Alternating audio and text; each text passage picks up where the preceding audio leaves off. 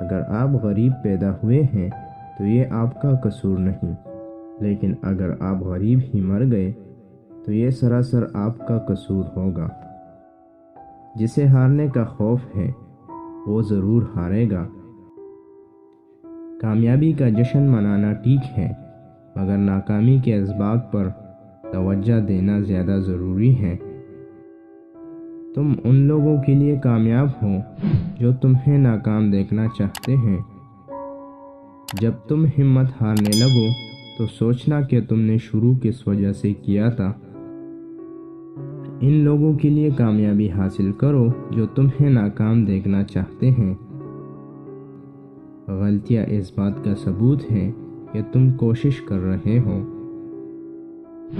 جب آپ کے ہاتھ میں پیسہ ہوتا ہے تو صرف آپ بولتے ہیں کہ آپ کون ہیں، لیکن جب آپ کے ہاتھ خالی ہوتے ہیں تو دنیا بھول جاتی ہے کہ آپ کون ہیں۔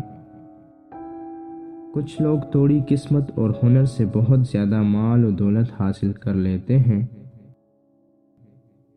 میں ایک سخت کام کرنے کے لیے ایک سست اور فارغ آدمی کا انتخاب کرتا ہوں، کیونکہ مجھے یقین ہے کہ سست اور فارغ آدمی اس کو کرنے کا آسان طریقہ تلاش کر لے گا۔